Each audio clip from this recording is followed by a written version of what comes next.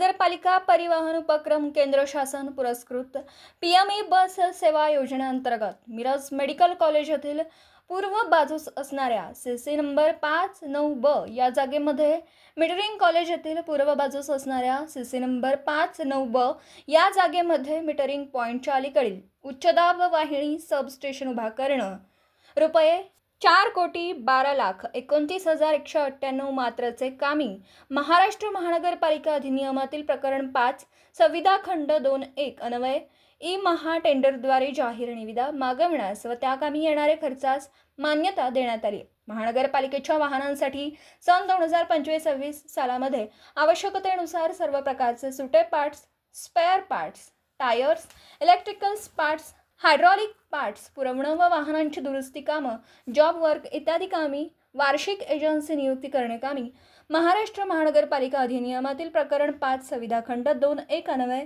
E महा टेंडरद्वारे जाहीर निविदा मागवण्यास व त्या कामी येणाऱ्या खर्चास मान्यता देण्यात आली। महानगरपालिका सेमी इंग्रजी शाळा नंबर 7 मिरज करिता नवीन स्कूल बस खरेदी कामी महाराष्ट्र महानगरपालिका अधिनियमातील प्रकरण 5 संविधा खंड 2(1) अन्वये ई महा टेंडरद्वारे जाहीर निविदा मागवण्यास व त्या कामी येणाऱ्या रुपये 30 लाख खर्चास मान्यता देण्यात आली। मुख्यमंत्री महोदय यांच्या 100 दिवसाच्या कार्यक्रमांतर्गत सांगली, मिरज आणि कुपवाड शहर महानगरपालिकेअंतर्गत नागरिक संवाद आणि तक्रार निवारण उपक्रम राबवण्याचं निश्चित करण्यात आलेला आहे। याच्या अनुषंगाने दर बुधवारी दुपारी 3 ते 5 या वेळेमध्ये क्षेत्रीय कार्यालयांमध्ये म्हणजे प्रभाग समिती 2 सांगली, कुपवाड आणि मिरज या कार्यालयामध्ये उपायुक्तांच्या उपस्थितीमध्ये सर्व नागरिकांच्या तक्रारी ऐकण्यात आली आहे।